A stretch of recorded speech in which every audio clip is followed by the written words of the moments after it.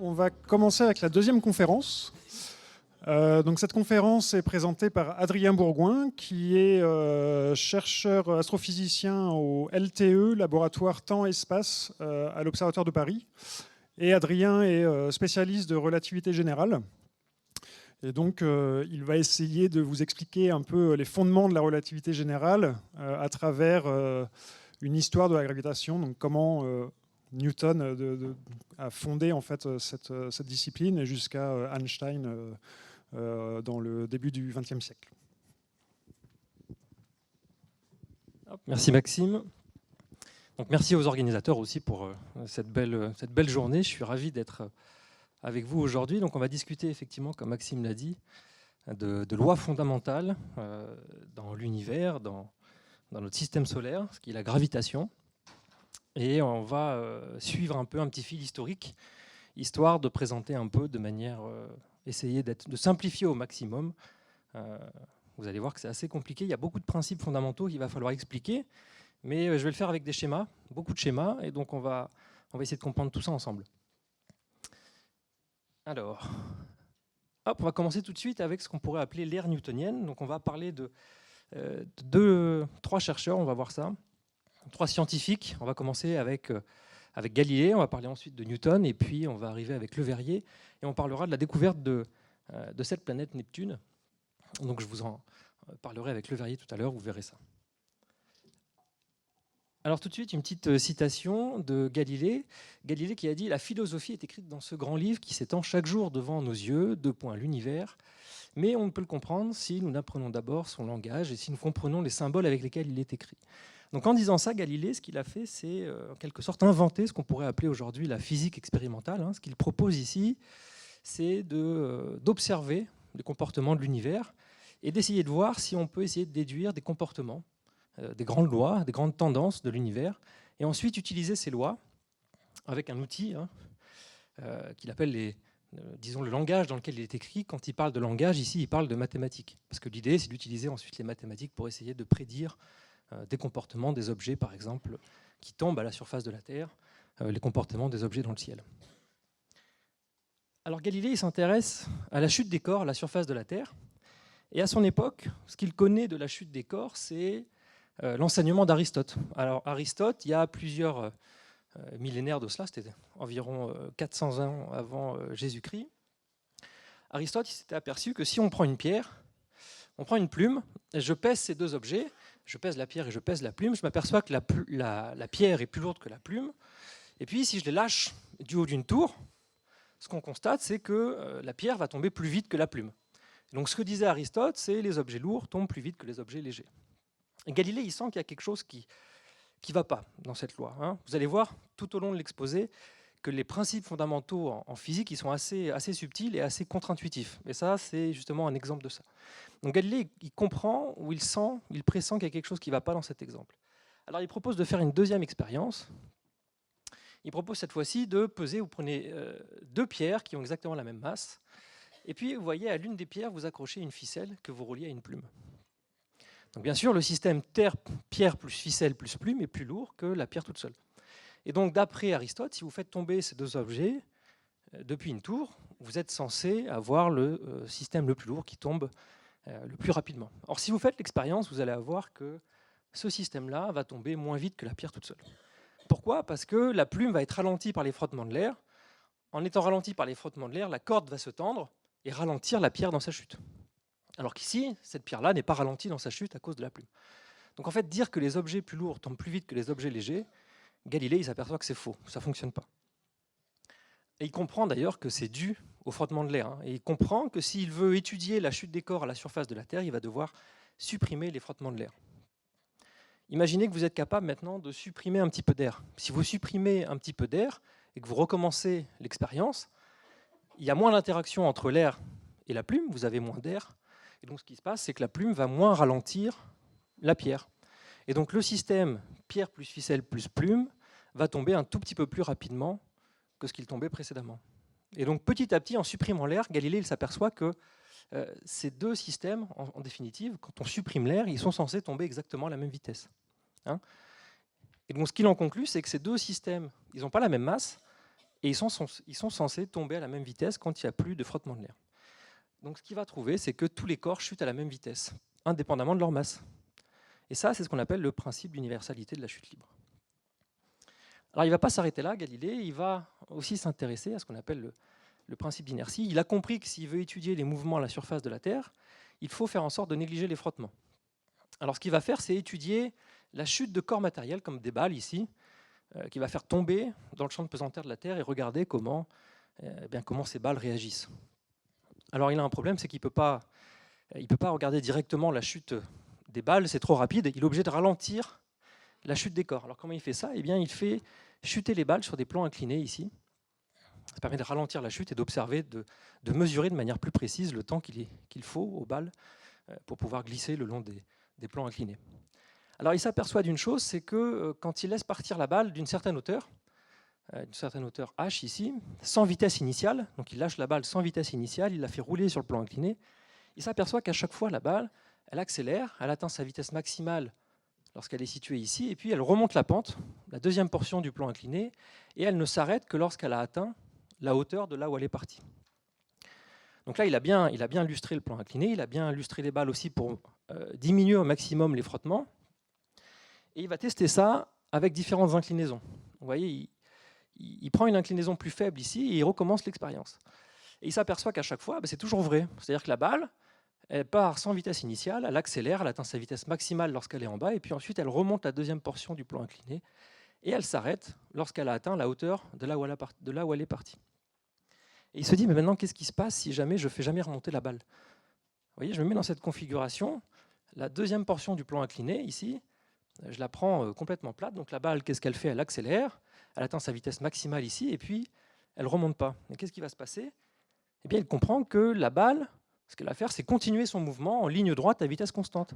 Si j'ai bien enlevé les frottements, la balle, elle va continuer dans sa lignée, et puis elle va garder cette vitesse-là sans jamais s'arrêter. Alors si on fait l'expérience, c'est pas ce qui se passe. Si je fais rouler une balle sur du parquet, vous allez voir qu'à un certain moment, elle va s'arrêter. Pourquoi? Parce que la balle, si vous la regardez au microscope, elle est pleine d'aspérité, et le parquet, c'est pareil. Donc les deux viennent s'entrechoquer, il y a des frottements, et la balle ralentit. Mais si vous faites en sorte de bien supprimer les frottements, de bien gommer les aspérités entre la balle et le plan incliné, vous allez voir que la balle, normalement, est censée continuer en ligne droite à vitesse constante. Et donc il comprend là que l'état naturel des corps, c'est de persévérer dans leur mouvement rectiligne uniforme. Donc rectiligne, ça veut dire en ligne droite, et uniforme, ça veut dire à vitesse constante. Et ça, vous le comprenez, si vous êtes dans un train, imaginez que vous êtes dans un train qui va en ligne droite à vitesse constante, à la même vitesse tout le temps, eh bien c'est l'état naturel de votre corps, c'est exactement de continuer ce mouvement en ligne droite à vitesse constante. Donc quand vous êtes dans le train, vous ne sentez absolument rien. Si vous faites une expérience, vous avez l'impression que tout se passe comme s'il n'y avait pas de mouvement. Par contre, si le train se met à freiner très fort, l'état naturel de votre corps, ça va être quoi? Ça va être de continuer son mouvement de ligne droite à vitesse constante, et donc vous allez rencontrer le siège qui est devant. Vous allez vous taper dans le siège qui est devant. Parce que le principe d'inertie vous dit que l'état naturel de votre corps, c'est de continuer son mouvement en ligne droite à vitesse constante. Alors Galilée ne va pas s'arrêter là. Il va trouver un nouveau principe. On pense souvent que c'est Einstein qui l'a trouvé, ce principe, mais en fait c'est Galilée, ce qu'on appelle le principe de relativité. On va en reparler tout à l'heure parce qu'Einstein il va découvrir, en tout cas il va énoncer une nouvelle théorie qu'on appelle la relativité restreinte, et puis après la relativité générale. Mais le principe de relativité, c'est Galilée qui l'énonce pour la première fois. Alors comment il s'en rend compte, Galilée? Eh bien, il imagine un bateau qui est au mouillage dans un port, c'est-à-dire complètement immobile, et puis il imagine l'expérience d'un matelot qui va faire tomber une balle du haut du mât, et il va regarder comment la balle tombe. Donc sans surprise, si vous lâchez la balle du haut du mât, après une seconde, eh bien, la balle chute, après 2 secondes, elle est arrivée ici en bas. Et donc la trajectoire qu'a suivi la balle, c'est tout simplement de chuter le long du mât. Et donc la balle arrive au pied du mât après un certain temps. Et maintenant, recommencer l'expérience avec un bateau qui est en mouvement. Donc il faut un bateau qui soit en mouvement en ligne droite à vitesse constante. Donc il faut que la mer soit calme, donc ne le faites pas en Bretagne. Et recommencer l'expérience et observer-la depuis 2 points de vue. Donc maintenant, le bateau est en mouvement, vous voyez. Et puis je peux regarder ça du point de vue d'un observateur qui serait situé sur la berge et qui voit le bateau passer. et puis aussi du point de vue d'un observateur qui serait à l'intérieur du bateau, donc un matelot qui fait tomber la balle. Donc maintenant, regardez bien, le bateau se déplace à une certaine vitesse, v, et puis la balle aussi est entraînée par le bateau, avec cette même vitesse v. Donc quand on va lâcher la balle, qu'est-ce qui va se passer? Vous voyez, en fait, la balle va tomber également au pied du mât. Ça, c'est les trajectoires vues depuis la berge et puis vues depuis le bateau en mouvement. Donc la balle tombe bien effectivement au pied du mât. Donc là, j'ai deux expériences qui ont été effectuées avec deux vitesses de déplacement différentes. La première, le bateau était au mouillage, mais je m'aperçois que la balle tombe au pied du bateau, au pied du mât du bateau. Et la deuxième, lorsque le bateau se déplace en ligne droite à vitesse constante. Et là encore, le résultat de l'expérience, c'est que tout se passe comme si le bateau, au final, n'avait pas de mouvement. Donc Galilée il comprend que quand on se déplace en ligne droite à vitesse constante, eh bien, c'est comme si en fait, on ne se déplaçait pas, comme si le mouvement était comme rien. D'ailleurs, c'est ce qu'il va dire. Il va dire le mouvement est comme rien. Alors ensuite, Newton précisera le mouvement rectiligne uniforme. Donc si vous vous déplacez en ligne droite à vitesse constante, c'est comme si vous ne vous déplaciez pas. Vous n'êtes pas capable, lorsque vous vous déplacez en ligne droite à vitesse constante, de dire si vous êtes en mouvement ou pas. Imaginez la situation où vous êtes dans un train, vous baissez les stores du train et essayez d'imaginer une expérience qui vous permettrait de mettre en évidence le fait que vous vous déplacez par rapport au quai du train. Mais en fait, ça sera impossible. Il va falloir attendre que soit le train tourne, c'est-à-dire qu'il dévie de la ligne droite à vitesse constante, ou soit que le train freine. À ce moment-là, vous n'êtes plus dans un repère qui va en ligne droite à vitesse constante, et dans ce cas-là, vous pouvez mettre en évidence le fait que vous n'êtes pas dans un repère qui se déplace en ligne droite à vitesse constante. Donc aujourd'hui, ce qu'on appelle les repères qui se déplacent en ligne droite à vitesse constante, c'est ce qu'on appelle les référentiels inertiels, parce qu'ils se basent sur le principe d'inertie, ou alors des référentiels galiléens, tout simplement parce que c'est Galilée qui a mis en évidence ces référentiels-là, le fait que dans ces référentiels, le mouvement est comme rien. Autre chose qu'il va conclure, c'est qu'en fait, il n'existe pas d'état de repos qui soit absolu.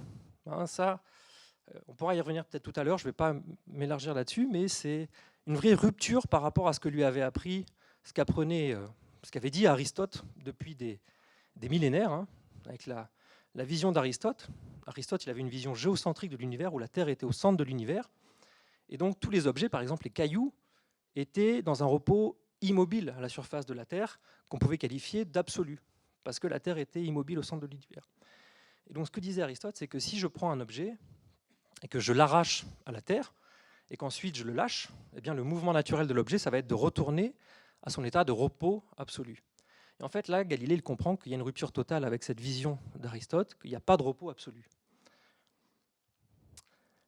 Alors avec ce principe d'inertie, le principe de relativité, etc., il y a Newton qui va entrer en jeu et qui va utiliser ce qu'a fait Galilée pour essayer de comprendre la manière dont les objets chutent à la surface de la Terre.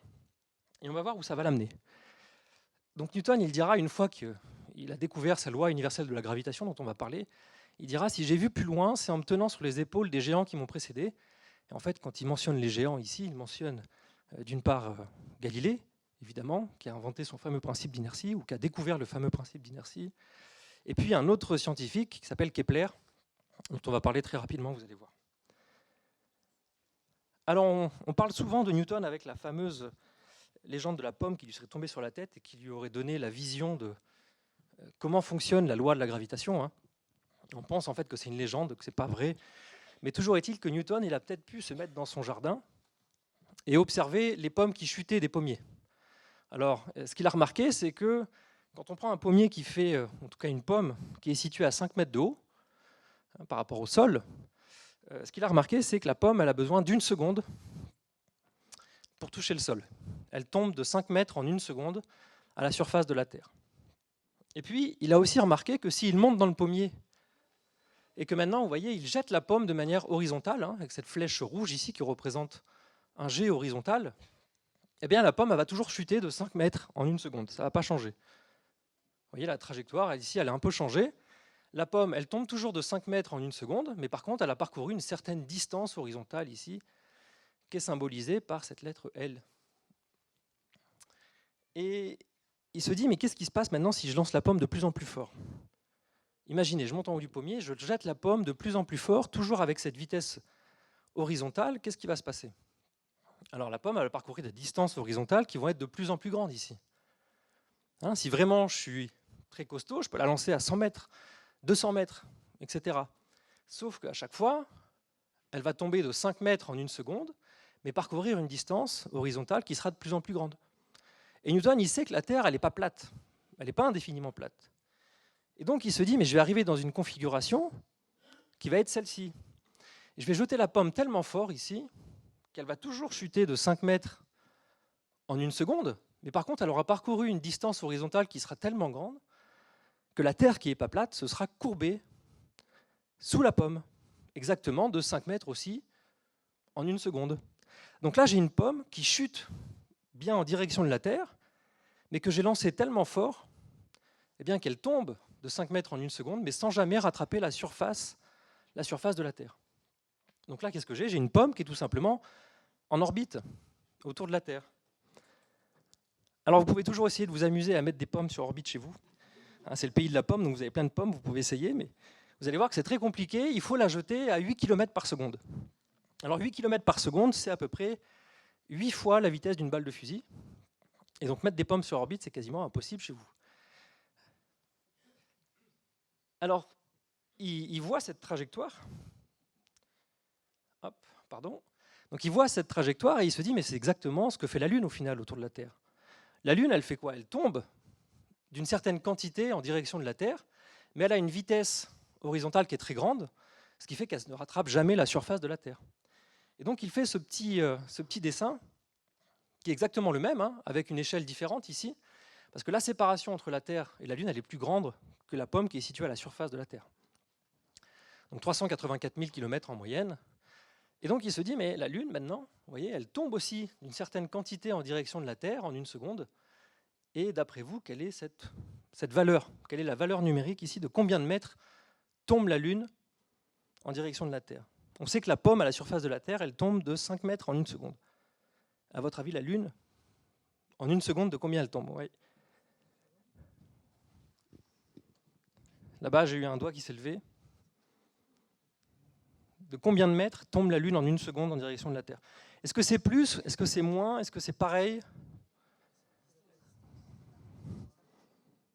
Non, alors c'est pas 384 000, parce que si elle tombait en 1 seconde de 384 000 km, vous voyez, il n'y aurait pas la trajectoire, elle viendrait beaucoup plus bas en fait. Vous voyez cette petite distance, la trajectoire en 1 seconde de la pomme, de la Lune, elle vient ici. Donc la distance de laquelle elle est tombée, c'est justement cette petite distance. C'est pas 384 000 km.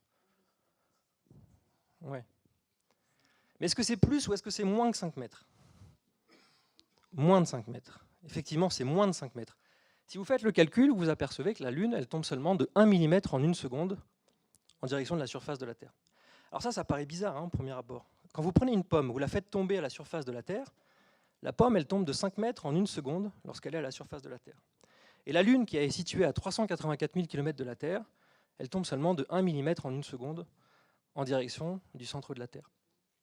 Alors en fait, c'est pas du tout une erreur, c'est pas du tout non plus incompréhensible. D'ailleurs, Newton, il va tout de suite comprendre que ça veut dire que, tout simplement, la force qu'exerce la Terre sur un objet, elle diminue avec la distance. Plus je suis loin, et moins la Terre va être capable de tirer les objets. Quand je suis à la surface de la Terre, elle tire très fort sur les pommes. Par contre, quand je suis loin, la Terre, elle va tirer moins fort. Alors Newton, qui est très féru de mathématiques, il est capable, quand il fait une espèce de tableau dans sa tête, il dit au niveau du sol, les pommes tombent de 5 mètres en 1 seconde. Au niveau de la Lune tombe de 1 mm en 1 seconde. Il manipule les chiffres dans sa tête et il est capable de dire qu'en fait, la force de gravitation qu'exerce la Terre sur la Lune, elle agit comme l'inverse du carré de la distance. C'est-à-dire que si vous doublez la distance, vous produisez une force qui est 4 fois plus faible. Et donc ça, c'est ce que Newton va trouver, que en fait, vous voyez, à la fois les mouvements des pommes à la surface de la Terre et les mouvements des corps dans le ciel, ils sont régis par une force qu'on appelle la loi universelle de la gravitation, qui agit comme l'inverse du carré de la distance. Alors il ne s'arrête pas là, et maintenant il va essayer de trouver la vraie trajectoire qui est suivie par la pomme autour de la Terre. Alors il sait que l'état naturel de la pomme, ça va être quoi ? Si jamais il n'y a aucune force qui s'applique sur la pomme, rappelez-vous ce qu'avait dit Galilée, l'état naturel d'un corps, c'est de continuer son mouvement en ligne droite à vitesse constante. Donc si je néglige ici la force de gravitation qui agit sur la Lune, hop, je reviens ici, hop, là. Si je néglige la force de gravitation qui agit sur la Lune, je prends la Lune qui est située à une certaine distance de la Terre, et ça représente la vitesse de la Lune à l'instant t0. S'il n'y a aucune force qui agit sur la Lune, qu'est-ce qu'elle va faire, la Lune?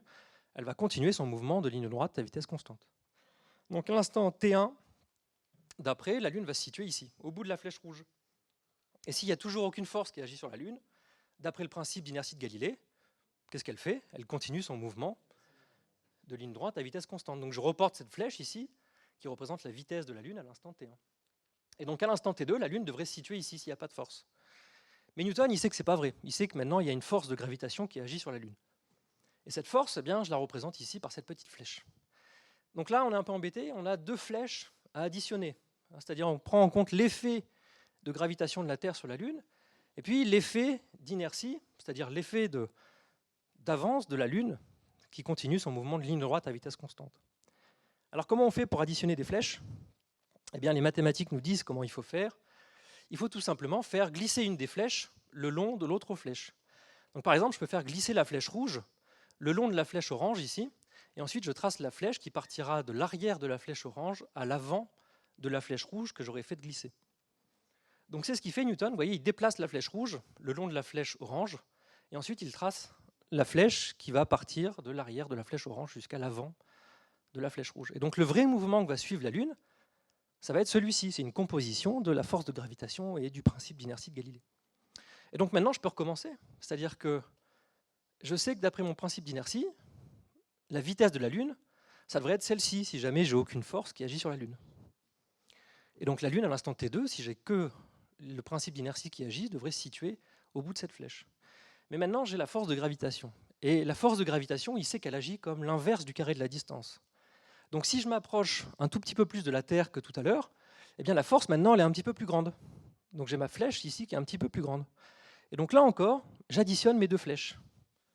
En additionnant mes deux flèches, j'obtiens la flèche noire, qui est ici le vrai mouvement suivi par la Lune. Et donc, petit à petit, comme ça, je peux reconstituer l'orbite de la Lune, en additionnant à la fois le principe d'inertie et les forces de gravitation. Et notez bien ici que dans cet exemple-là, vous voyez, les forces de gravitation sont de plus en plus grandes parce que je suis en train de m'approcher de plus en plus eh bien, de la Terre. Donc j'obtiens une trajectoire, qui est celle-ci, et qui paraît un peu crantée. Alors, le fait qu'elle soit crantée, ça vient uniquement du fait que j'ai utilisé des intervalles qui étaient finis ici. Mais Newton, il comprend que si je prends des intervalles qui sont infiniment petits, des intervalles de temps qui sont infiniment petits, je vais avoir une trajectoire qui va être bien lisse. Et quelle trajectoire je vais obtenir? Alors ça, il y a quelqu'un qui avait travaillé dessus avant Newton, qui s'appelait Kepler, qui avait étudié le mouvement des planètes autour du Soleil. Et Kepler, il avait trouvé 3 lois empiriques qui décrivent le mouvement des planètes autour du Soleil. Et la première loi que Kepler avait trouvée, c'est que les planètes, elles ne décrivent pas des cercles autour du Soleil, elles décrivent ce qu'on appelle des ellipses. Et en fait, ici, Newton, avec sa trajectoire reconstruite, ce qu'il vient de trouver, c'est que la trajectoire de la Lune autour de la Terre, c'est une ellipse. Ce n'est pas un cercle, c'est une ellipse. Avec la Terre qui va être située à l'un des foyers de l'ellipse. Alors les ellipses, je ne sais pas si vous savez comment on les trace. Vous prenez une ficelle, vous prenez 2 punaises. Avec les 2 punaises, vous enfoncez 2 extrémités de la ficelle. On vient tendre la ficelle avec un stylo. Et puis on décrit la courbe fermée tout en maintenant la corde tendue. Et vous obtenez une ellipse. Et les 2 endroits où vous avez mis les punaises, c'est ce qu'on appelle les foyers. Donc plus les foyers sont rapprochés, plus vous obtenez un cercle. Et à l'inverse, plus les foyers sont éloignés, et plus vous avez un cercle aplati. C'est ça une ellipse. Autre chose que remarque Newton, c'est qu'il va calculer l'air ici qui est hachuré en grise. L'air qui est balayé par ce vecteur qui part du centre de la Terre au centre de la Lune, ce qu'on appelle le rayon vecteur. Et il va remarquer que pendant des intervalles de temps égaux, cette aire ici hachurée en gris, elle va être toujours égale. C'est-à-dire que si je calcule l'air hachuré en gris, je calcule celle-ci aussi hachurée en gris, et il va s'apercevoir que les deux, elles ont toujours la même valeur numérique. Et donc ça, c'est la deuxième loi de Kepler, qui avait déjà remarqué qu'en des intervalles de temps égaux, le rayon vecteur balaye des aires égales. Donc il retrouve les lois empiriques de Kepler, tout ça par l'analyse géométrique et par le calcul algébrique. Et enfin, une troisième loi empirique que je ne vais pas mentionner, que Kepler avait trouvée. Alors Newton, il va révolutionner un petit peu la manière dont on fait de la physique avec avec la dynamique qu'il a conçue, qui compile à la fois les mouvements d'inertie et puis les forces qui agissent sur les objets. Ça va marcher très bien pendant très longtemps. Et d'ailleurs, ça, dont on va parler maintenant, c'est ce qu'on peut faire de mieux avec la physique newtonienne. Et c'est cette personne qui va le faire, c'est Urbain Le Verrier, qui va être directeur de l'Observatoire de Paris. Et Le Verrier, il va trouver la planète Neptune, mais pas n'importe comment. D'ailleurs, il y a une très belle citation de François Arago, qui était lui aussi directeur de l'Observatoire de Paris, qui va dire « Monsieur Le Verrier a aperçu le nouvel astre sans avoir besoin de jeter un regard vers le ciel. Il l'a vu du bout de sa plume. » Parce qu'en fait, Le Verrier, vous allez voir, il a trouvé Neptune par le calcul. Alors comment on fait? Eh bien, à l'époque de Le Verrier, on regarde les planètes externes du système solaire et on connaît les planètes que jusqu'à Uranus. On n'a pas encore découvert Neptune par l'observation. Et ce qu'on fait, c'est qu'on va essayer, maintenant qu'on peut observer les trajectoires des planètes dans le ciel, les astronomes ils font ça très bien, et à l'époque de Le Verrier, il y a une très grande précision sur la trajectoire des planètes dans le système solaire, eh bien on va pouvoir comparer les trajectoires observées avec les calculs que l'on peut faire en utilisant la théorie newtonienne. Donc on va prédire les trajectoires grâce à la théorie newtonienne et on va les comparer aux trajectoires réelles observées dans le ciel. Alors bien sûr, pour faire ça, pour faire ces calculs, il faut prendre en compte, vous voyez, toutes les flèches, toutes les attractions gravitationnelles de toutes les planètes. C'est-à-dire que la planète Saturne ici et la planète Jupiter, elles vont exercer des forces d'attraction sur Uranus. Donc il faut prendre en compte ces forces-là. Alors il se trouve que quand on prend en compte toutes les forces des planètes entre elles, ça fonctionne très bien pour toutes les planètes, excepté Uranus. C'est-à-dire que toutes les planètes, elles ont des trajectoires théoriques qui collent bien avec les observations, aux erreurs de calcul près. Par contre, pour Uranus, il y a un petit problème. C'est-à-dire que la trajectoire calculée en prenant en compte l'interaction de toutes les planètes, elle ne colle pas du tout avec les observations. Là, c'est en noir ce qu'on pourrait représenter la trajectoire calculée, en prenant en compte les forces de Jupiter et Saturne, et puis en rouge, ça serait la trajectoire observée d'Uranus. Donc là, il y a un décalage, et ça, les astronomes l'avaient vu depuis très longtemps. Il y a un décalage entre la trajectoire calculée et observée. Et Le Verrier il a l'idée de se dire, mais peut-être que je n'ai pas pris en compte toutes les forces ici. Peut-être qu'il y a une autre planète qui serait située sur une orbite un peu externe, qui viendrait perturber l'orbite d'Uranus, et ce qui viendrait expliquer le fait que la trajectoire elle oscille un peu autour de la trajectoire théorique. Donc il va faire des calculs, c'est des calculs qui sont extrêmement complexes, il va faire ça pendant seulement 1 an. C'est un travail qui est colossal. Il fait un bouquin qui est toujours à l'Observatoire de Paris dans la bibliothèque. C'est un bouquin qui est assez épais, il y a plusieurs centaines de pages, que des calculs faits à la main pour essayer de remonter à la trajectoire de la planète perturbatrice ici, qui est Neptune. Donc après 1 an de calcul, et ce qui est assez incroyable, c'est qu'il a fait quasiment aucune faute. On a refait les calculs avec des ordinateurs, et il a des résultats qui sont justes, avec des décimales, un nombre de décimales qui est assez colossal. Donc vraiment un calculateur hors pair, Le Verrier. Et donc il va remonter à la trajectoire et à la position de l'hypothétique planète qui vient perturber Uranus. Donc il va envoyer ces résultats à un observatoire, à plusieurs observatoires dans le monde. Il va dire, regardez dans cette portion du ciel, d'après mes calculs, vous devriez observer une planète qui vient perturber Uranus. Et donc il y a un observatoire en Allemagne qui va effectivement regarder dans la région du ciel qui a été indiquée par Le Verrier et qui va effectivement trouver la planète Neptune. Donc Neptune a été trouvée par le calcul. Alors il se trouve que Uranus, ce n'est pas la seule planète en fait qui ne répond pas très bien à la théorie de Newton. Il y en a une autre, c'est Mercure. Alors Mercure, elle est très proche du Soleil. Et si, comme je l'ai dit tout à l'heure, l'orbite des planètes, c'est des ellipses autour du Soleil. Vous voyez, vous avez un espèce de cercle un peu déformé. Donc vous avez un endroit qu'on appelle le périhélie. Le périhélie, c'est l'endroit où la planète va passer au plus proche du Soleil. Et vous avez un autre point caractéristique des orbites qu'on appelle l'aphélie. Et à l'inverse, ça c'est le point où les planètes sont au plus loin du Soleil. Alors quand les planètes sont perturbées par les autres planètes, par des effets d'aplatissement des corps, par exemple le Soleil, on sait qu'il n'est pas tout à fait sphérique, il est un peu aplati. Ça perturbe les orbites.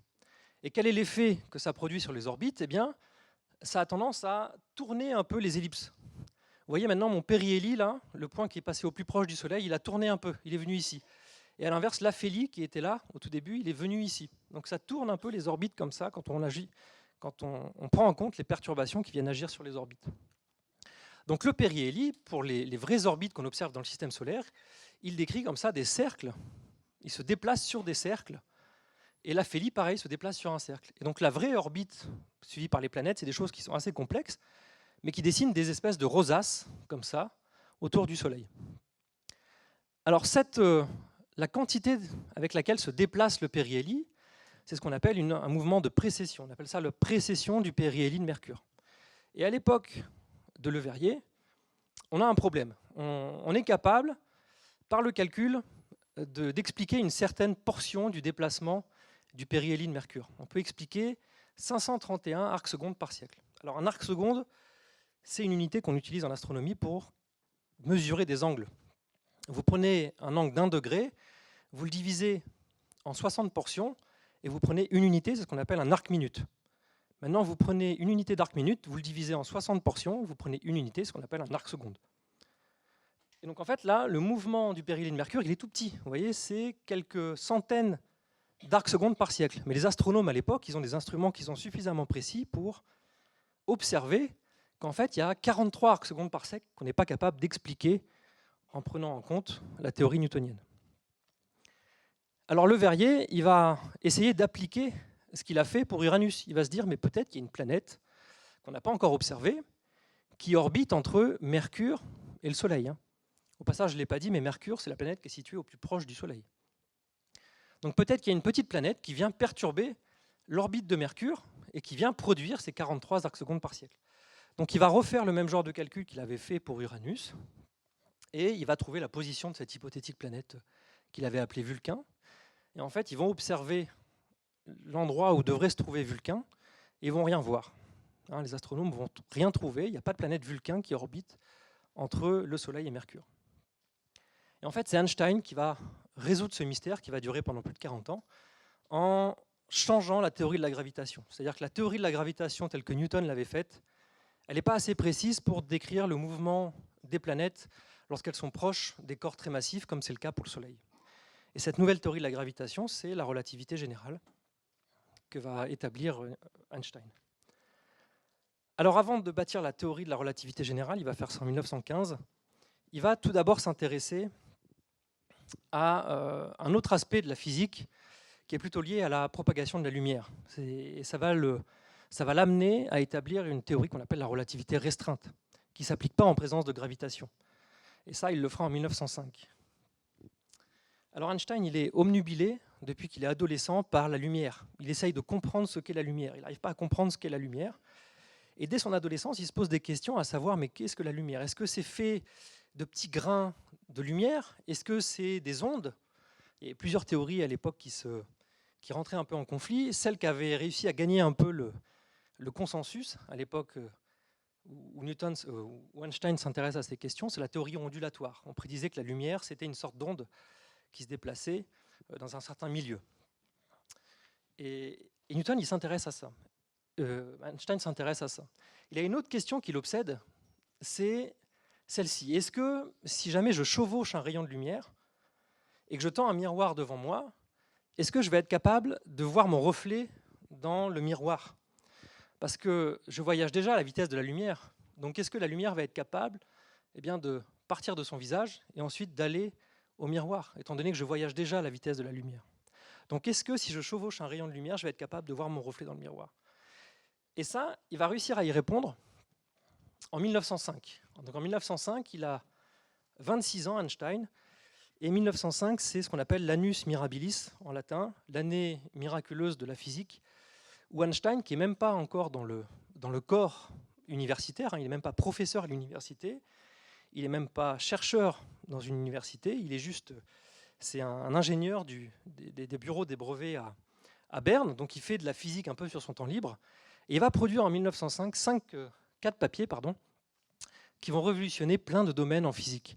Donc le premier qui va publier en mars, qui va en tout cas proposer les bases de ce qu'on appelle aujourd'hui la physique quantique, et pour lequel il va recevoir le prix Nobel en 1921, qui s'appelle un point de vue heuristique concernant la production et la transformation de la lumière.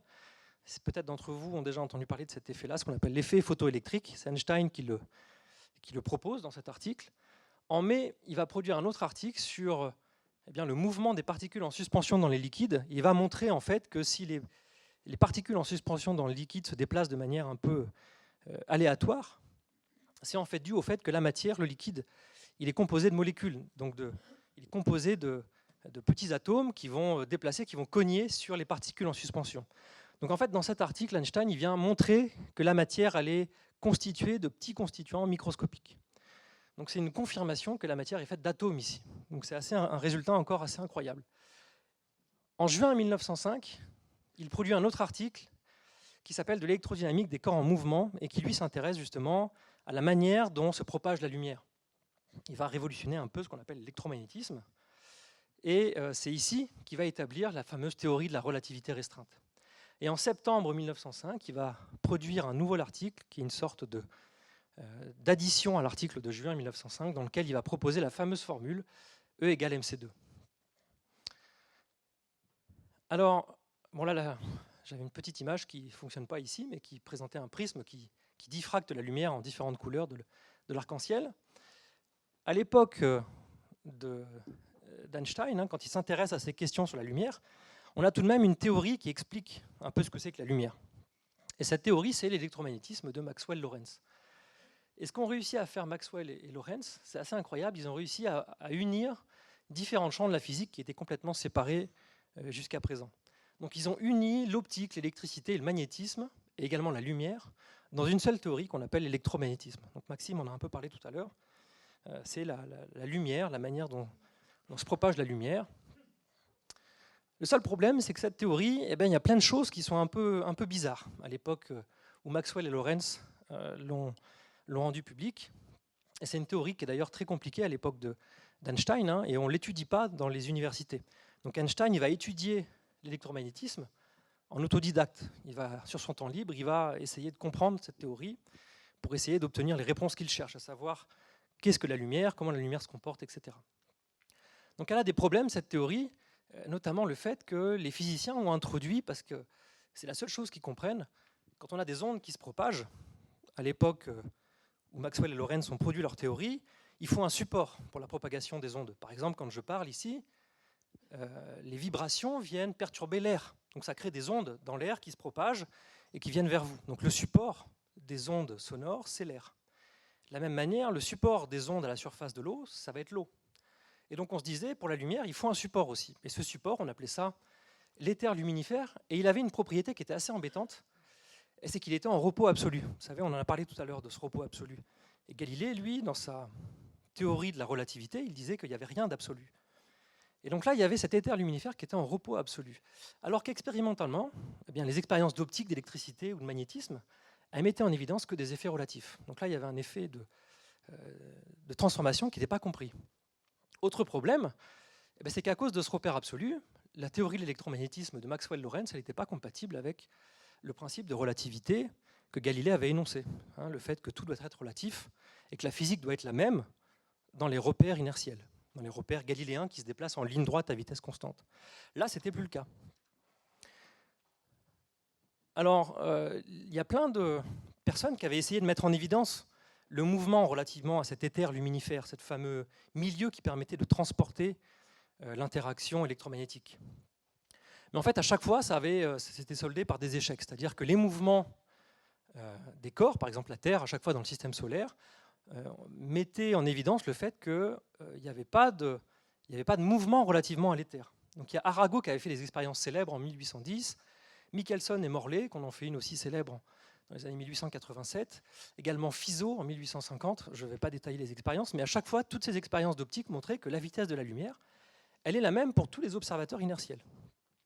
C'est-à-dire que, je vous donne un exemple, si je prends mon laser ici, vous voyez, je suis au repos ici par rapport à vous, je ne suis pas en mouvement, et si j'allume mon laser vers là-bas, la lumière, telle que vous la voyez ici, se propage à la vitesse de la lumière. Par contre, maintenant, si je marche en même temps que je fais fonctionner mon laser, théoriquement, la lumière, d'après les lois galiléennes, devrait se propager à la vitesse de la lumière, plus la vitesse de mon déplacement. Et là, ce que montraient ces expériences, c'est que en fait, la lumière se déplace tout le temps à la vitesse de la lumière.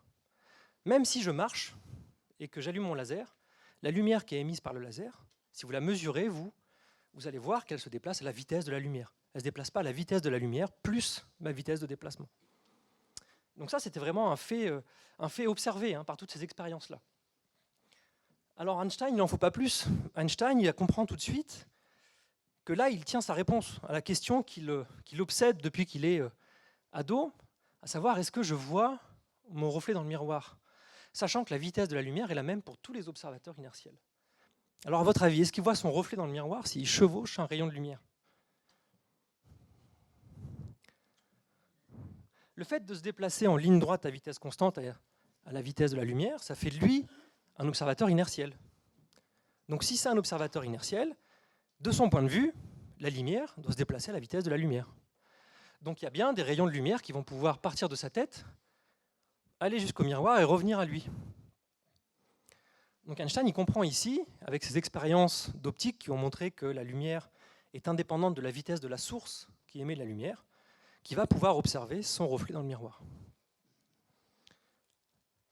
Alors il sait également, parce qu'il connaît bien l'électromagnétisme, qu'en électromagnétisme, tous les effets sont relatifs. Donc il sait par exemple que s'il fait un petit circuit ici électrique, vous voyez, il fait passer un fil conducteur au-dessus d'un aimant qui reste immobile, et puis il ferme le circuit avec ce qu'on appelle un galvanomètre qui va venir mesurer les variations d'intensité dans le fil conducteur.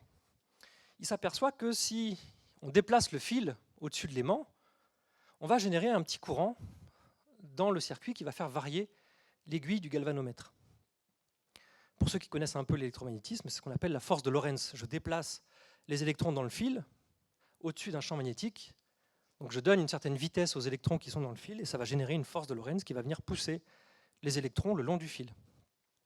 Mais il sait également que si je fais cette même expérience, mais cette fois-ci avec un conducteur qui va rester immobile, mais par contre un aimant que je bouge dessus, d'un point de vue de la physique, la situation elle est exactement la même. D'un point de vue relatif, je bouge un aimant ou je bouge le fil, l'effet est censé être le même. Et effectivement, si je bouge cette fois-ci l'aimant, de la même manière que j'ai bougé le fil, je vais faire varier l'aiguille du galvanomètre de la même manière. Et il sait que le courant électrique de même intensité est généré dans ces deux situations qui, d'un point de vue relatif, sont absolument identiques. Donc il sait aussi que l'électromagnétisme, contrairement à l'électromagnétisme de Maxwell et Lorentz, qui était non relatif, doit satisfaire le principe de relativité. Donc il sait que le principe de relativité de la mécanique doit également être valable en électromagnétisme. Et donc là, il a tous les indices pour bâtir une nouvelle théorie de l'électromagnétisme qui soit compatible avec le principe de relativité. Et c'est ce qu'il va faire.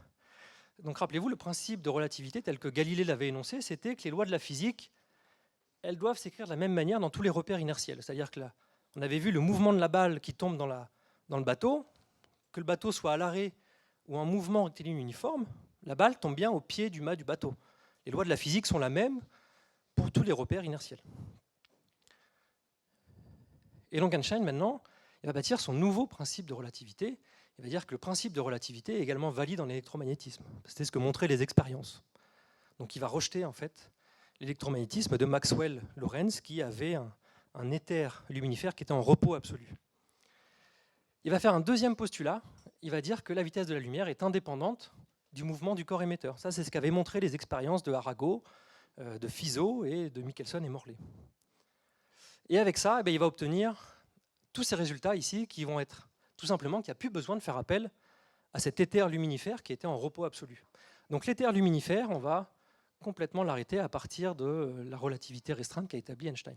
Ensuite, il a un deuxième effet qui va être que la vitesse de la lumière, c'est une limite absolue dans la théorie de la relativité. La vitesse de la lumière, c'est une limite qu'on ne peut pas dépasser. Il n'y a aucun corps qui va pouvoir aller plus vite que la vitesse de la lumière.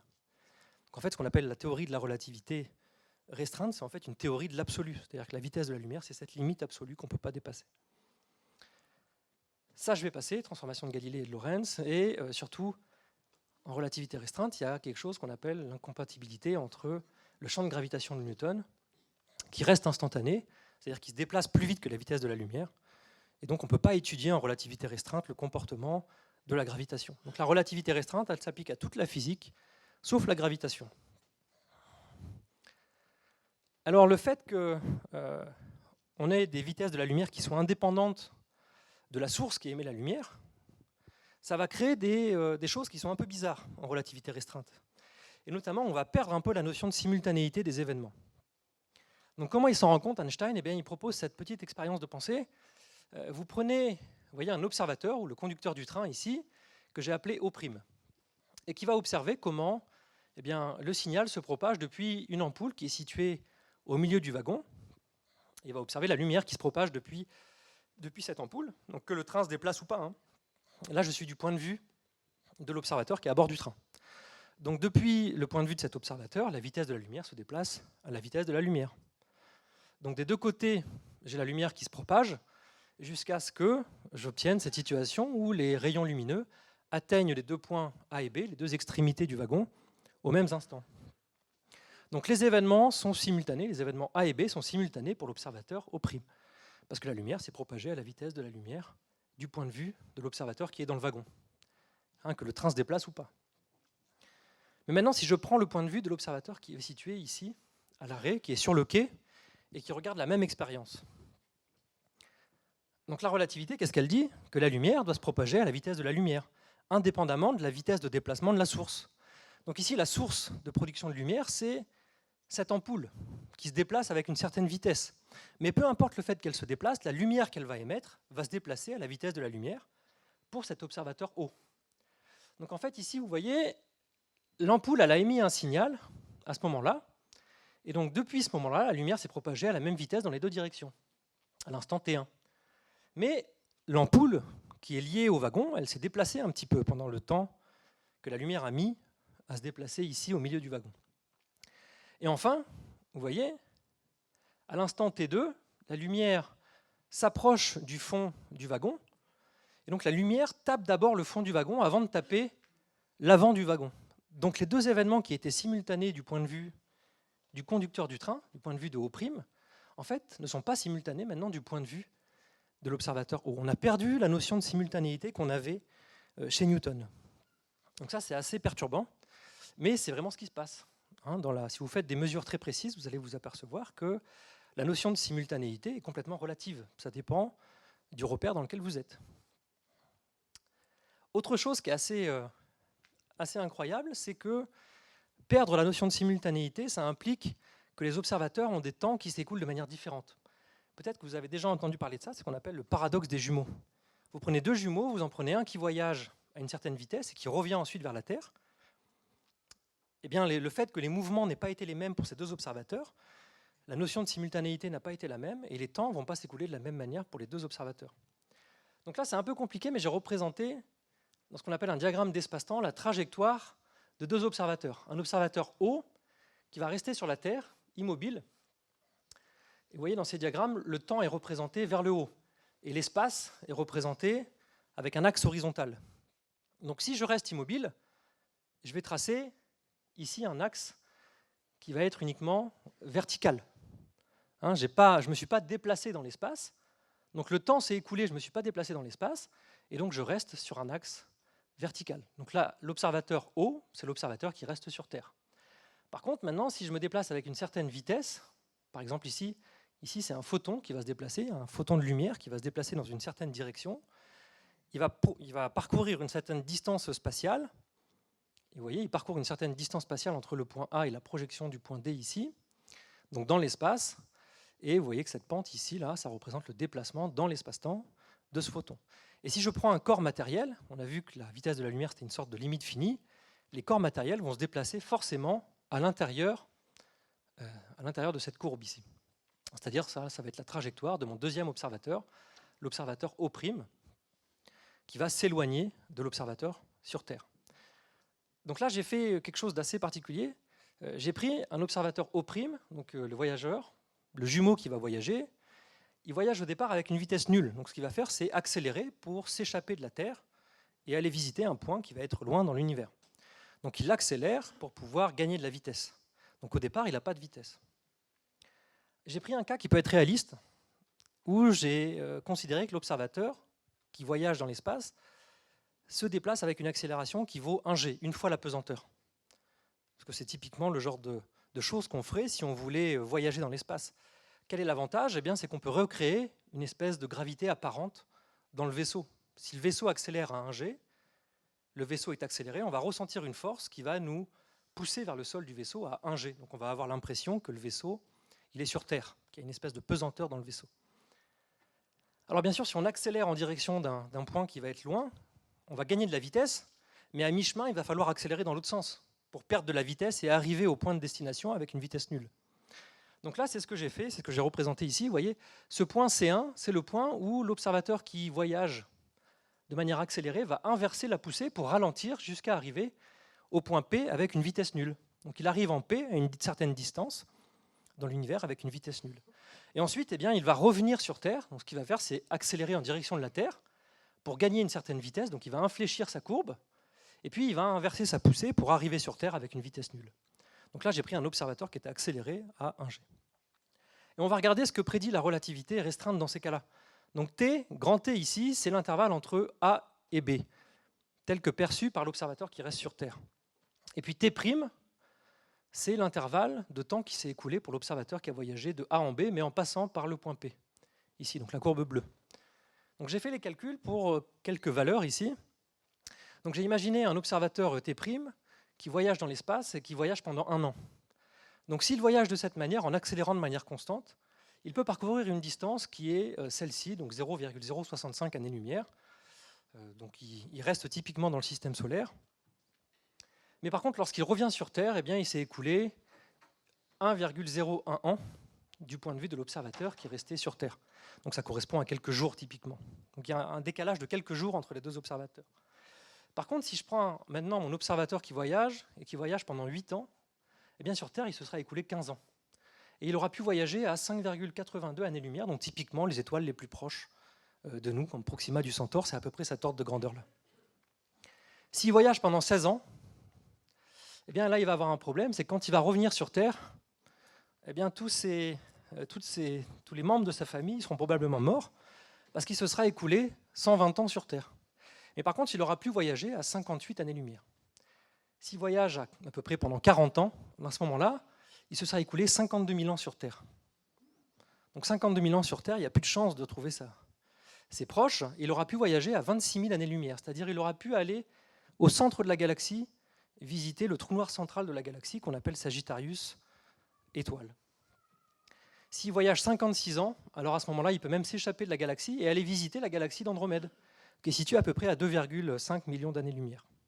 Par contre, quand il revient sur Terre, à ce moment-là, il y a 3 680 000 années qui se sont écoulées sur Terre. Et il peut même aller jusqu'aux confins de l'univers observable avec cette manière, en seulement un temps de 90 ans. Donc c'est tout à fait possible de voyager aux confins de l'univers observable en accélérant.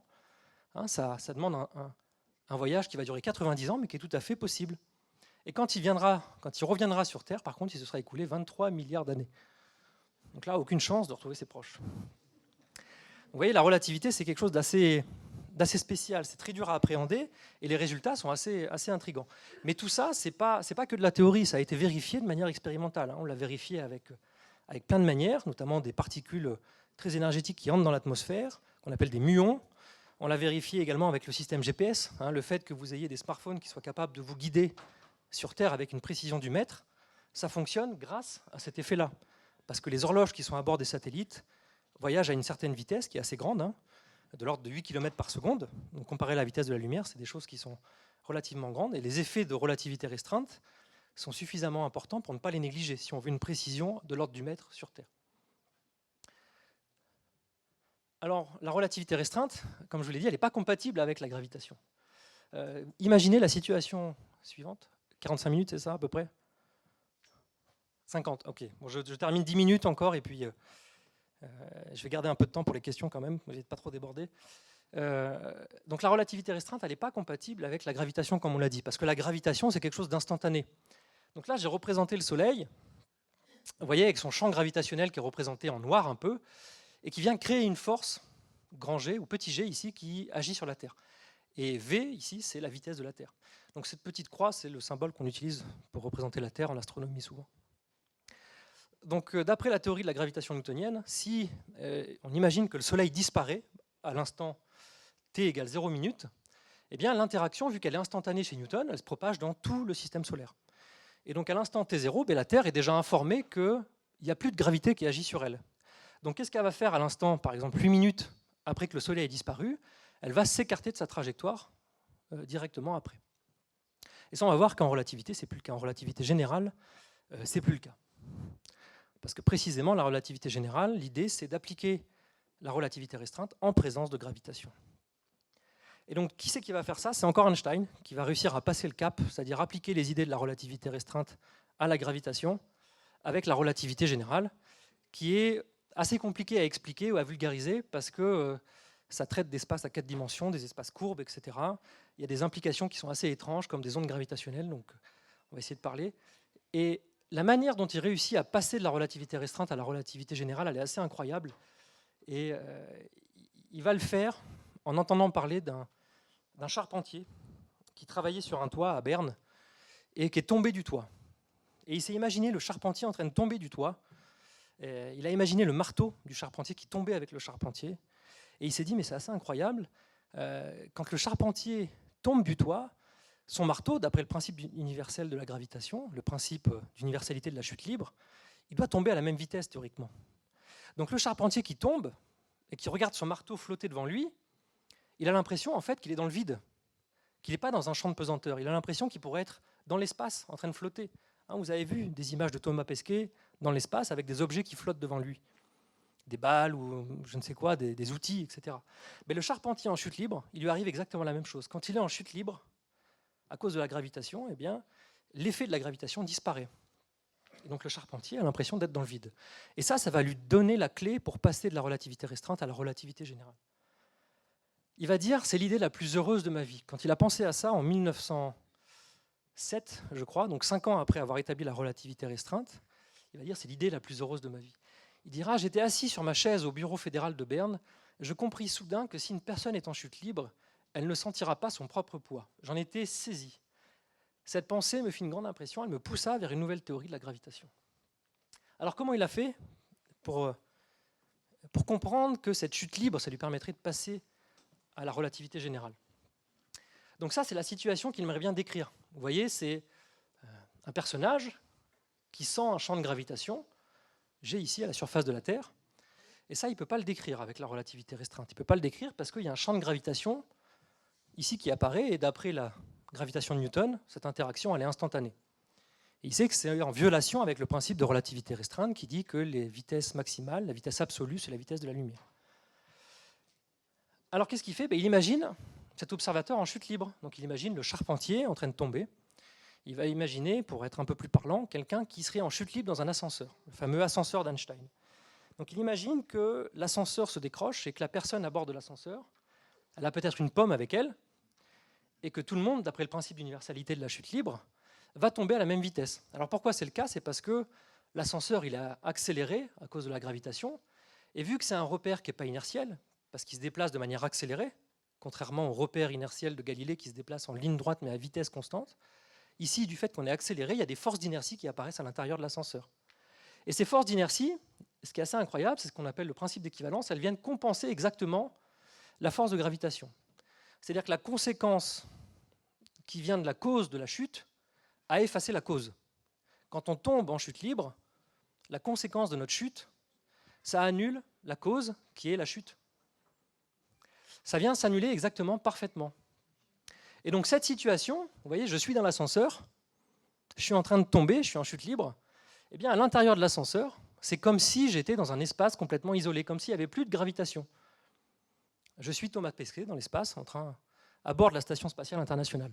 C'est ce qu'on appelle le principe d'équivalence, cette égalité entre les forces inertielles et les forces de gravitation dans les repères en chute libre.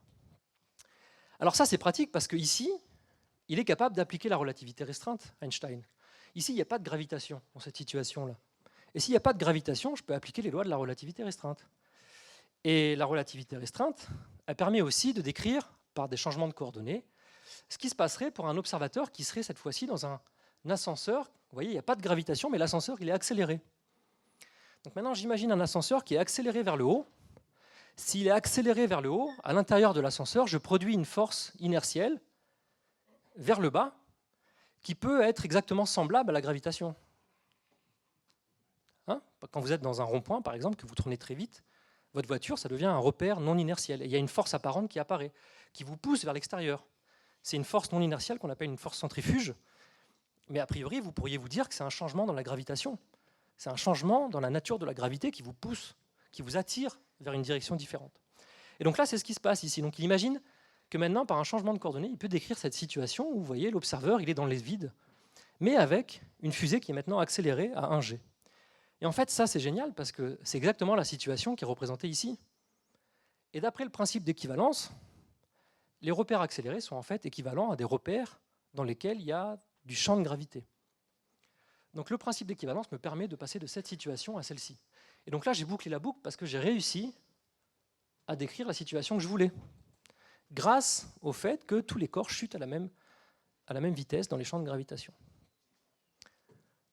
Alors ça, je vais passer, c'est dommage parce que c'est hyper intéressant. En plus, j'ai fait des super schémas qui sont très beaux. Là, je suis très fier, mais je passe très vite. Et tout simplement pour vous dire que, eh bien, je vais revenir en fait. Tout simplement pour vous dire que, alors, ce qu'il conclut ici, quand il arrive à cette dernière étape, c'est que ce changement de coordonnées, ça induit quelque chose d'assez spécial. En relativité restreinte, on travaille dans un espace à 4 dimensions qui est plat. Mais là, ce changement de coordonnées, ça va introduire des choses très bizarres. Ça va introduire des espaces. Alors, je ne peux pas vous l'expliquer mieux que ça, parce qu'il n'y a pas de mots. Ça introduit un espace à 4 dimensions qui va devenir courbé. Donc, il s'aperçoit que décrire ce genre de situation, c'est travailler dans des espaces à 4 dimensions qui sont courbés. Donc, la gravité apparente, elle est décrite par la courbure de l'espace-temps. Alors, je suis désolé, je ne peux pas vous l'expliquer mieux que ça. C'est le problème de la physique, c'est que c'est exprimé dans le langage des mathématiques, comme l'avait remarqué Galilée, et que pour utiliser toute la puissance de la physique, il faut utiliser la mathématique. Et la mathématique prédit que la gravitation agit comme de la courbure de l'espace-temps. Alors c'est ce que j'ai représenté ici, vous voyez. Là j'ai une source, un champ de gravitation qui est très massive. Qu'est-ce qu'elle vient faire? Eh bien elle vient courber la géométrie de l'espace-temps. Et en fait, les corps ne vont pas sentir une force qui agit sur eux. Ce qu'ils vont faire, c'est simplement décrire des trajectoires, des lignes droites dans l'espace-temps. Donc la gravité du point de vue d'Einstein, ce n'est pas une force. Les corps ici, ce corps-là, il n'y a aucune force qui agit sur lui. Lui, la Terre, par exemple la Lune, ça pourrait être la Lune, ça pourrait être la Terre. La Lune, elle continue sa trajectoire de ligne droite à vitesse constante, sans aucune force qui agit sur elle. Par contre, elle se déplace dans un espace-temps qui est courbé. Donc ça implique des calculs qui sont assez complexes, assez difficiles à faire, mais Einstein va les faire. Et il va montrer qu'avec cette vision-là, il va l'appliquer au Soleil et à Mercure. Il va montrer qu'avec cette nouvelle théorie de la gravitation, qui prédit la courbure de l'espace-temps, il est capable d'expliquer exactement les 43 arcs-secondes par siècle sur le mouvement du périhélie de Mercure. Alors je vous montre quand même l'équation, les fameuses équations d'Einstein, parce qu'elles sont assez magnifiques si vous travaillez avec. Vous voyez, elles sont très compactes, extrêmement simples. À gauche, vous avez une quantité qu'on appelle G, qui représente la géométrie de l'espace-temps. Et à droite, vous avez une autre quantité qu'on appelle grand T, qui est un objet mathématique qui est un peu compliqué, qu'on appelle le tenseur énergie-impulsion, c'est-à-dire ça représente l'énergie qu'on va mettre dans notre système, dans notre univers. Et vous avez un espèce de facteur devant, 8 pi G sur C4. Donc pi, vous savez tous ce que c'est. G, c'est la constante de gravitation, et C, c'est la vitesse de la lumière. Alors ce qui est fou, c'est que la partie gauche, ici, ça décrit la géométrie de l'espace-temps, la courbure de l'espace-temps. Et la partie droite, ce T-là, ça va décrire bien, la densité d'énergie qu'on va mettre dans notre espace-temps. Donc, par exemple, si je veux décrire la Terre, T, ça doit décrire la densité d'énergie de la Terre. Et ça me dira ensuite, cette équation, comment cette densité d'énergie de la Terre vient courber la géométrie de l'espace-temps. Donc en fait, on a d'un côté de l'équation la matière qui va dicter à l'espace-temps comment se courber. Et puis de l'autre côté de l'équation, on va avoir l'espace-temps qui va dicter à la matière le mouvement qu'elle doit suivre. Donc il y a une espèce de boucle rétroactif, c'est-à-dire qu'à la fois la matière dicte la courbure de l'espace-temps et ensuite les courbures de l'espace-temps dictent le mouvement de la matière. Donc c'est un effet un peu intriqué qui est représenté uniquement par cette simple équation ici. Donc cette équation, elle est assez complexe. Autre chose qui est assez incroyable, si vous faites un peu de physique, vous avez peut-être vu la loi de Hooke, la loi de déformation des corps, qu'on appelle la loi d'élasticité. La loi de Hooke, elle dit que si vous appliquez une déformation à un objet, eh bien, il va se déformer d'une certaine quantité. Donc la loi de Hooke, vous voyez, T, c'est une déformation qu'on applique, et G, c'est, disons, c'est la réponse élastique de l'objet suite à cette déformation. Et en fait, si vous regardez bien, vous voyez qu'elle a exactement la même forme que l'équation d'Einstein. Et en fait, l'équation d'Einstein, ce qu'on appelle le kappa dans la loi de Hooke, c'est la rigidité du matériau qu'on déforme. Et ce kappa, si vous le calculez ici, G c'est tout petit dans le système d'unité internationale. Et C, c'est la vitesse de la lumière, c'est très grand. Et vous voyez, il est à la puissance 4.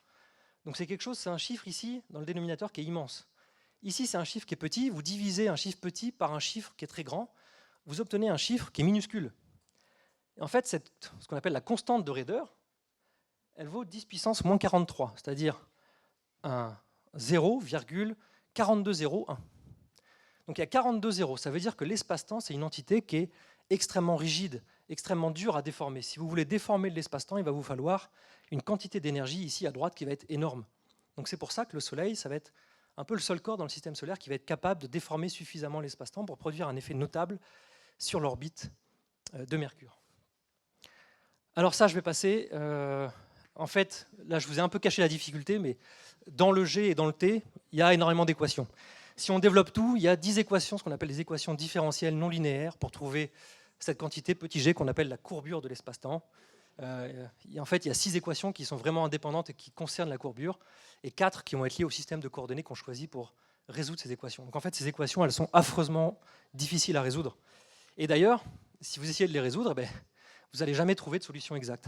Il n'y a que quelques solutions exactes qui ont été trouvées, pour des géométries extrêmement simples. Par exemple, vous prenez une densité d'énergie qui est sphérique, vous allez trouver une solution exacte qu'on appelle la solution de Schwarzschild, qui décrit par exemple l'espace-temps autour des trous noirs. Ça, c'est une solution exacte.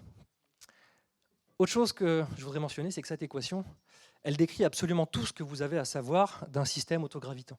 Maxime vous a parlé tout à l'heure des nuages de gaz qui se condensent pour former des étoiles. Ces étoiles, ensuite, dans ces nuages, ces étoiles se mettent à brûler sous l'augmentation de la pression. Elles brûlent l'hydrogène, etc., qui produit une réaction nucléaire qui vient chauffer le disque planétaire. Dans le disque planétaire, il y a des accrétions de planétésimaux qui forment des planètes, etc. L'étoile, elle évolue pendant toute sa durée de vie jusqu'à devenir une supernova, donc elle explose. Il reste un seul corps à la fin, on peut appeler un trou noir. Ce trou noir va se mettre à vibrer, déformer l'espace-temps.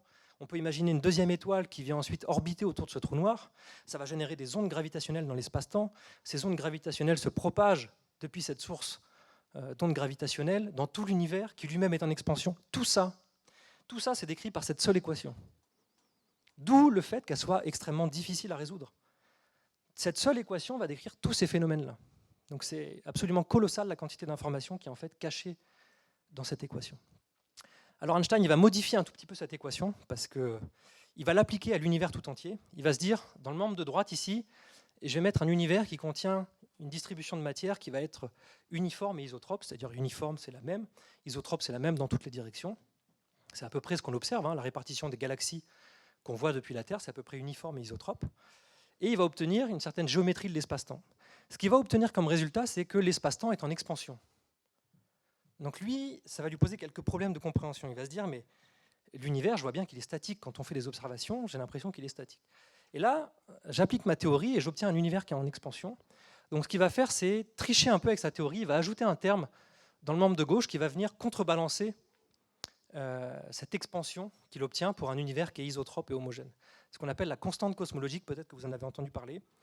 Et en fait, quelques années plus tard, il y a un astronome qui s'appelle Hubble, qui est très célèbre, qui va observer les galaxies distantes et qui va s'apercevoir que toutes les galaxies s'éloignent de la nôtre avec une vitesse qui est proportionnelle à la distance de ces galaxies. C'est-à-dire que plus les galaxies sont loin, plus elles s'éloignent vite de nous.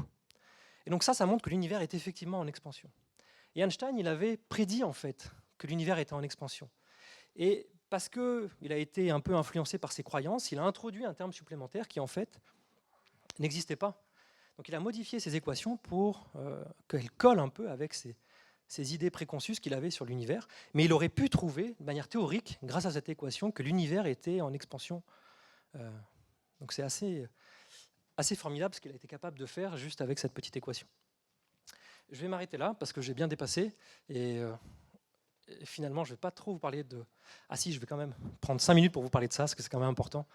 C'est que vous vous rappelez de l'exemple tout à l'heure où on supprime le soleil et l'interaction est instantanée chez Newton. Ici, ce n'est plus le cas en relativité générale. Si le soleil vient à disparaître à l'instant t égale 0, vous voyez le champ de gravitation est toujours présent, cette chose noire un peu sombre.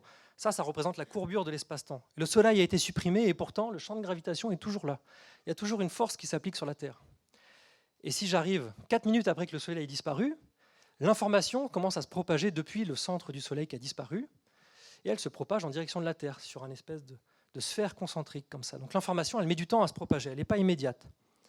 Et il faut attendre seulement 8 minutes pour que l'information parvienne à la Terre, pour lui dire qu'en fait, il n'y a plus de force qui agit sur la Terre.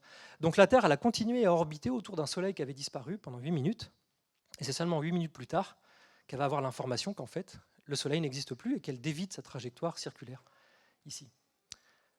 Je m'arrête là, c'est dommage, parce que c'était les ondes gravitationnelles, et en fait, ces déformations de l'espace-temps, ça se propage sous forme d'ondes gravitationnelles, notamment créées par ce qu'on appelle les systèmes binaires. Vous prenez deux trous noirs, vous les faites orbiter l'un autour de l'autre, et ça, c'est tellement perturbant pour l'espace-temps, c'est tellement dense, c'est des objets qui sont tellement denses que ça casse la rigidité de l'espace-temps.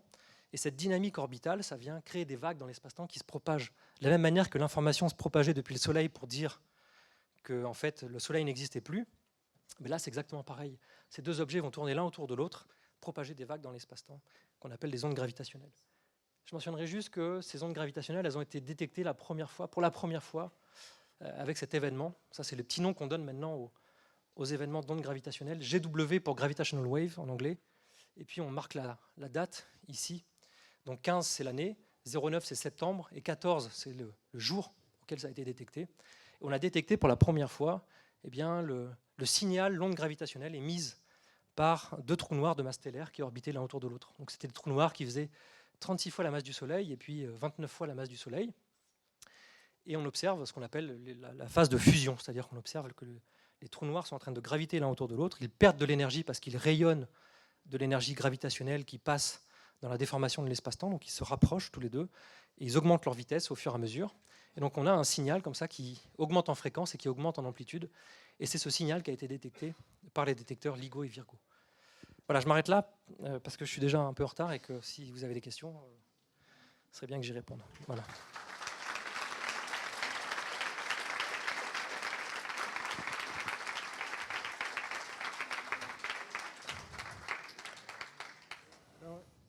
Est-ce qu'il y a des questions pour Adrien? On va en prendre quelques-unes. On va prendre 5-6 questions.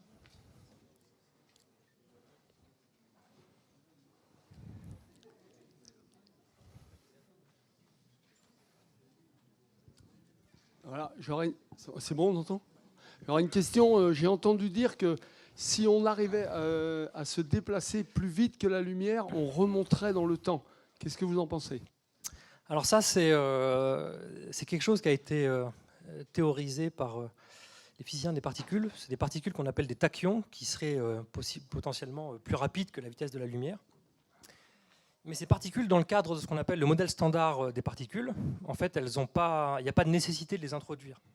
Donc jusqu'à présent, les tachyons, ces particules qui sont plus rapides que la vitesse de la lumière, qui seraient capables de se déplacer plus vite que la vitesse de la lumière, ces tachyons, on ne les a jamais observés, on ne les a jamais vus, et c'est en contradiction pour l'instant avec la relativité restreinte. Alors il se trouve que j'ai vu dernièrement, mais je n'ai pas été voir l'article originel, il y a quelques semaines, il y a une équipe de chercheurs qui prétend que théoriquement les tachyons pourraient exister et ne seraient pas en conflit avec la relativité restreinte. Mais je ne suis pas encore allé voir l'article, donc jusqu'à présent, jusqu'à il y a une semaine, je vous aurais dit de manière stricte et formelle que les tachyons, jusqu'à présent, il y a un consensus pour dire que ce n'est pas observable, ça n'existe pas, ce n'est pas nécessaire dans le modèle standard des particules, et que donc il n'y a pas de lieu de les introduire. Oui, il y a une deuxième question là-bas. Oui. Bonjour, merci. Juste une petite question. Qu'est-ce qui prouve, je ne comprends pas, qu'est-ce qui prouve que rien ne peut aller plus vite que la lumière? Est-ce qu'il n'y a pas quelque chose qu'on ne connaît pas qui pourrait aller plus vite que la lumière? Alors qu'est-ce qui prouve ça? Jusqu'à présent, c'est la relativité restreinte. La relativité restreinte, il faut savoir que c'est une théorie les mieux testées à l'heure actuelle qu'on ait. Elle est beaucoup mieux testée que la relativité générale, parce que c'est un cran en dessous.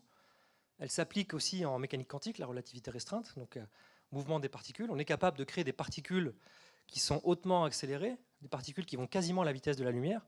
Et ce qu'on remarque, c'est qu'à chaque fois qu'on essaye de les accélérer de plus en plus, ces particules, dans les accélérateurs de particules notamment, eh bien on s'aperçoit qu'à chaque fois qu'on augmente l'énergie qu'on distribue aux particules pour augmenter leur vitesse, eh bien, on atteint un plateau. C'est-à-dire que cette vitesse, à chaque fois, elle augmente quasiment pas.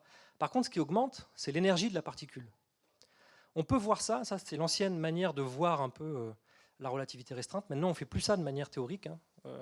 Ça, c'est la relativité restreinte qui était enseignée avant. On disait qu'en fait, l'énergie qu'on apporte à une particule se transmet dans sa masse. Et on disait que en fait, plus on va apporter de l'énergie à la particule pour essayer de faire gagner de la vitesse, ça va modifier sa masse et la masse va se mettre à augmenter. Et pas la vitesse. Donc en fait, on disait que c'est la masse de la particule qui va augmenter. Maintenant, on ne fait plus trop ça, mais cette vision, elle a quand même l'avantage de faire voir un peu comment l'énergie, si vous voulez, est stockée ailleurs que dans la vitesse, quoi. Est-ce que ça répond à la question?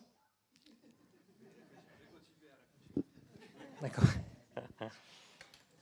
Il y a une autre question.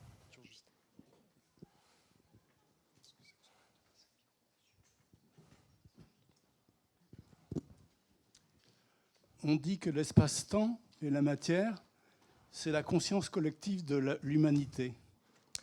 Qu'en pensez-vous? Alors, comment répondre à ça? Moi, je suis physicien, et donc ce qui m'intéresse, c'est d'appliquer mes théories là où elles sont applicables. Et les théories physiques, elles sont applicables uniquement dans le champ de la physique. Essayer d'appliquer ces théories-là dans un autre champ, à mon sens, ça n'a pas grand intérêt ou ça n'a pas grande valeur, disons. C'est-à-dire que ce n'est pas un physicien qui essaye d'appliquer la théorie de la relativité générale à de la géopolitique, j'en sais rien, ou à de l'anthropologie, en sociologie, je ne sais pas. À mon sens, c'est complètement voué à l'échec, parce que la relativité générale est faite pour décrire exactement les lois de la physique dans le cadre de la gravitation. C'est un domaine d'application concret. Après, on peut faire des digressions philosophiques sur les implications de la relativité générale, etc. Mais moi, je ne suis pas du tout compétent là-dedans, donc je ne pourrais pas répondre à votre question. On va prendre une dernière question.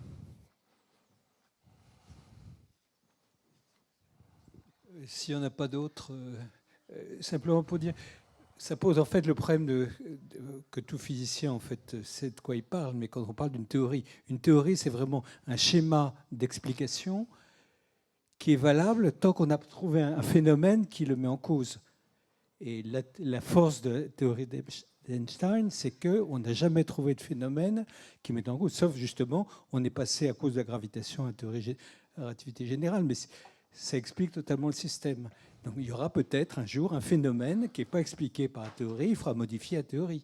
La théorie, ce n'est pas un truc absolu, c'est une création de l'esprit pour essayer de comprendre comment les choses marchent.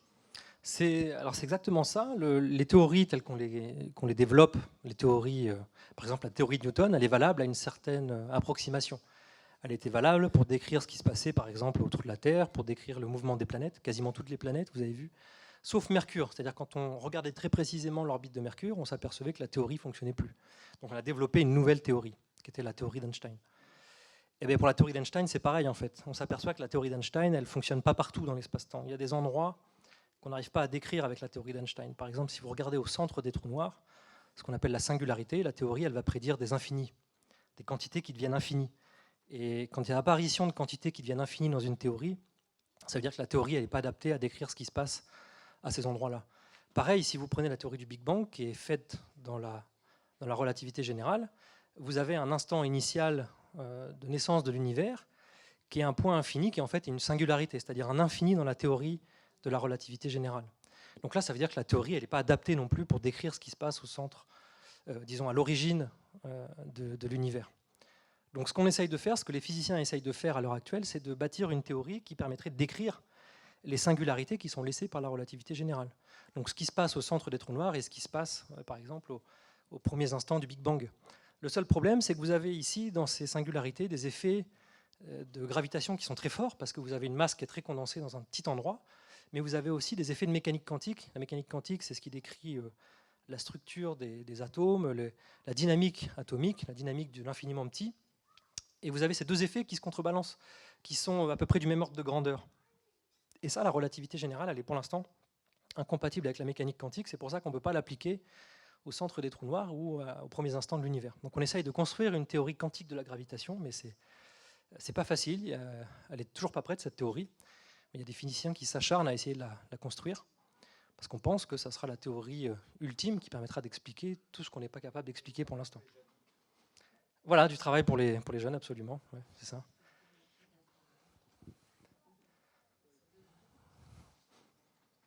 On va sûrement arrêter là pour pouvoir faire une petite pause avant d'enchaîner sur la dernière conférence qu'on va essayer de peut-être commencer à l'heure ou 5 minutes de retard. On va peut-être se retrouver on peut se dire à 18h05. Merci encore. Merci.